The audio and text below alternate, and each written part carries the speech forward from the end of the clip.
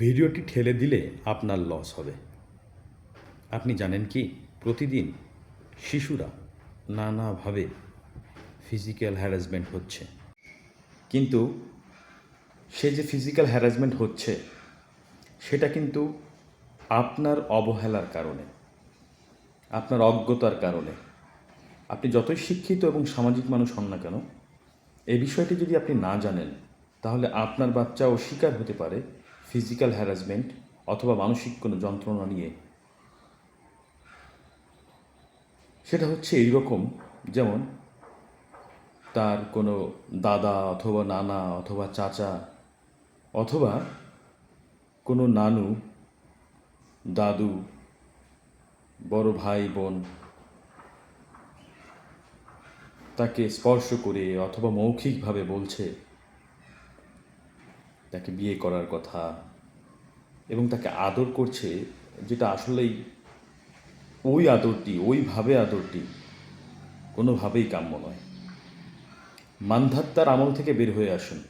কখনোই বলবেন না, না উনি তো তোমার নানা হয়, তাতে কি হয়েছে, উনি তো তোমার দাদা হয়, তাতে কি হয়েছে, বড় ভাই তো, বাবা, আম্মু, খালাম্মা হয়। এটা কখনোই বলা যাবে না।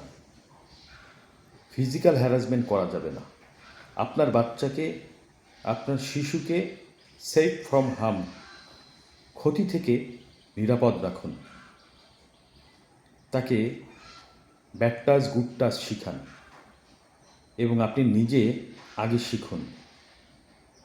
আপনার সামাজিকতা এবং সম্পর্ক রক্ষার জন্য কখনোই আপনার সন্তানকে এমন কোনো পরিবেশে রাখবেন না বা সম্মুখীন করবেন না যে পরিবেশে থাকলে আপনার সন্তান মানসিকভাবে উন্নতি হতে বাধাগ্রস্ত হতে পারে, শারীরিকভাবে লাঞ্ছিত হতে পারে।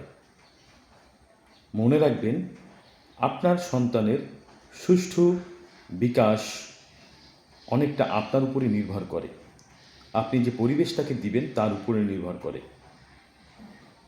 ধন্যবাদ। ইউনিসেফের তথ্য অনুযায়ী প্রতি বছর 400 মিলিয়ন শিশু যারা 5 বছরের নিচে, তারা শারীরিক এবং মানসিকভাবে লাঞ্ছিত হয়।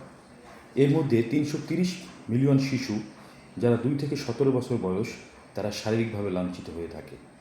তাহলে বুঝুন যে ব্যাপারটা কত গুরুত্বপূর্ণ।